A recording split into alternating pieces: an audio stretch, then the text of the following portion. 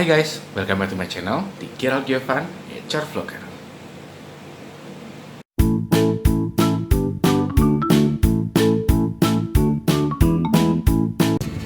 Hai guys, kembali lagi nih bersama saya Gerald Giovan, tentunya di HR Vlogger. Channel yang selalu membahas seputar dunia HR, mindset, dan juga perilaku kita sebagai makhluk sosial. Nah, di sesi HR Vlogger kali ini, saya mau bahas sama kalian semua tentang penyebab kenapa kita susah banget jadi orang yang open mind. Kalau menurut saya, penyebabnya itu ada dua hal. Yang pertama saya namakan mental block, dan yang kedua saya namakan idea block. Kira-kira apa sih maksudnya dari mental block dan idea block ini? Kalau mau tahu lebih lanjut, simak terus ya videonya. Pertama-tama saya mau nanya dulu sama kalian semua. Kira-kira kita sepakat nggak bahwa menjadi open mind itu sangat dibutuhkan di setiap aspek kehidupan kita? Contohnya mulai dari keluarga. Kalau kita menjadi orang yang tidak open mind dalam keluarga kita sendiri, sama orang tua kita, sama adik kita atau kakak kita, pasti kita sering banget ribut sama mereka. Padahal ini keluarga paling kecil loh, ya lingkup paling kecil dari diri kita. Berikutnya ke hubungan pertemanan. Kita mau punya teman, tapi kita nggak mau jadi orang yang open mind. Kita selalu nggak bisa menerima pendapat dia, kita cuma mau menang sendiri, kita asik dengan penilaian dan kesenangannya kita sendiri. Gimana teman kita mau happy sama kita? Berikutnya ada lingkungan komunitas, ya mungkin di perumahan kita atau mungkin komunitas-komunitas lain yang kita ikutin. Kalau kita nggak bisa jadi orang yang open mind, gimana caranya kita berbaur sama mereka? Gimana kita menerima hal-hal yang mungkin menurut kita asing tapi sudah menjadi hal yang wajar bagi mereka?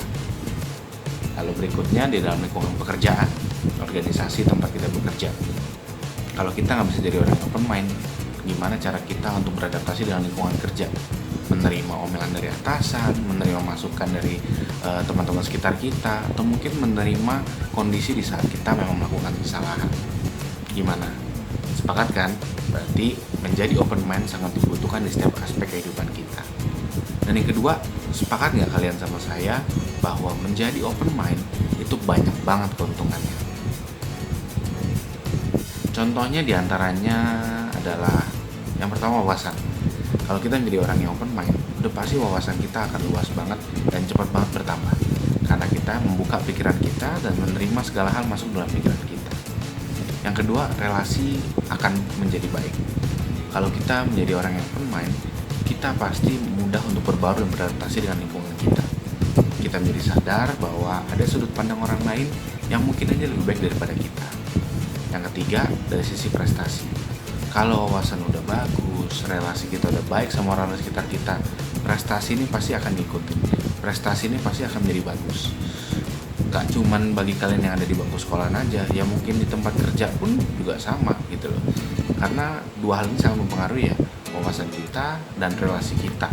Jadi kita harus sepakat bahwa menjadi orang yang open mind ini ya dibutuhkan di setiap aspek kehidupan dan banyak banget keuntungannya gitu loh.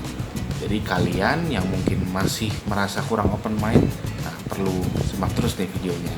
Untuk berikutnya saya akan bahas tentang apa sih itu mental block dan juga idea block yang menjadi penyebab dari kenapa kita susah menjadi orang yang open mind. Oke, penyebab yang pertama itu saya namakan dengan mental block.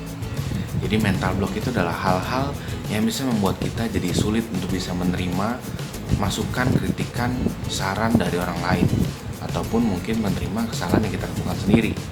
Apa aja sih mental block itu? Yang pertama adalah blaming, kedua excuse, ketiga justify.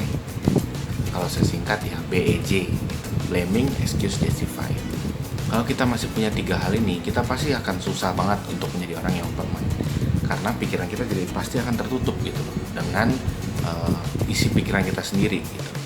Blaming, kalau kita selalu menyalahkan orang, kalau kita selalu menyalahkan barang lain, atau kalau kita selalu menyalahkan situasi yang ada, ya kita nggak akan bisa menjadi orang yang open mind. Karena ketika ada kritik masuk, saran masuk, kita udah sibuk mencari orang lain atau hal-hal lain yang kita akan bisa salahkan kayak gitu.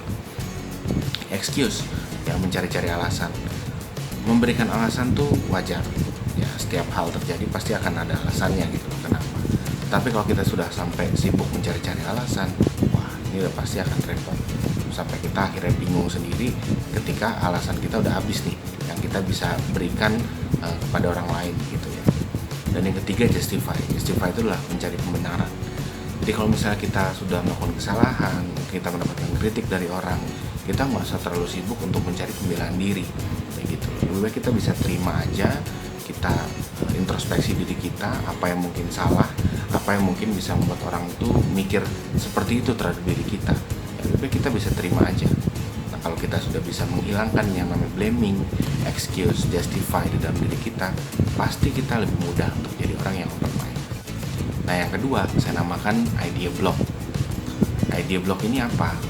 Hal-hal yang bisa membuat kita menjadi sempit idenya, dikit punya ide. Karena ya terbatasi dengan hal-hal baru yang mau masuk ke dalam pikiran kita tapi kita tolak ataupun kita filter duluan, kayak gitu loh.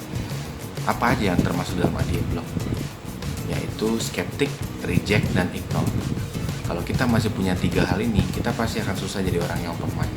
Dan ide-ide yang masuk itu jadi sedikit gitu. Padahal tadi seperti kita ketahui, keuntungan menjadi orang yang open mind itu adalah akan banyak ide dan wawasan yang masuk gitu. Skeptik itu adalah sifat dimana kita berpikir negatif terus sama orang lain. Kita jadi punya rasa curigaan terus sama orang lain, yang membuat kita jadi nggak terlalu ngedengerin apapun yang masuk dalam pikiran kita, karena kita udah duluan mencap sesuatu itu jelek, mencap sesuatu itu nggak bagus, mencap sesuatu itu nggak sesuai dengan kita.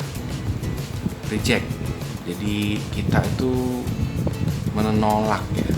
Jadi kalau misalnya ada sesuatu yang kita dapetin informasi baru atau hal baru, ketika kita merasa kayaknya kok nggak begini ya, akhirnya kita menolak duluan. Itu susah tuh. Kalau kita udah begitu, kita jadi membuat benteng sendiri, yang jadinya kita memfilter hal-hal yang kita seneng aja yang kita dengerin, hal-hal yang kita percaya aja yang kita dengerin. Jadinya informasi pun atau ide pun juga masuk sedikit-sedikit kayak gitu loh. Lalu berikutnya ignore, mengabaikan. Kalau tadi reject menolak, ignore ini mengabaikan. Ketika ada orang lain yang memberikan sharing pengalamannya dia, kita abaikan karena mungkin kita merasa nggak penting atau karena mungkin kita merasa nggak setuju dengan dia. Nah, kalau kita masih punya sifat ini, ya susah kita untuk bisa menerima ide-ide baru yang masuk dalam pikiran kita, karena kita udah duluan menganggap bahwa hal itu nggak bagus gitu loh. Nah, jadi kalau kita masih punya pikiran yang skeptik, suka reject, suka ignore, perbaiki deh agar kita bisa menjadi orang yang lebih open mind dan mempunyai wawasan yang lebih luas. Nah, jadi kira-kira seperti itu ya. Apa penyebab kita menjadi orang yang susah banget untuk open mind? Ya, yang pertama karena mental block, dan yang kedua adanya idea block. Ingat terus ya 2 hal ini agar kalian bisa menjadi orang yang open mind. Thank you bagi yang sudah menonton video ini. Kalau kalian suka dengan video ini, jangan lupa klik like dan juga subscribe. Oke, sampai ketemu lagi di Enchant Vlogger berikutnya. Bye bye.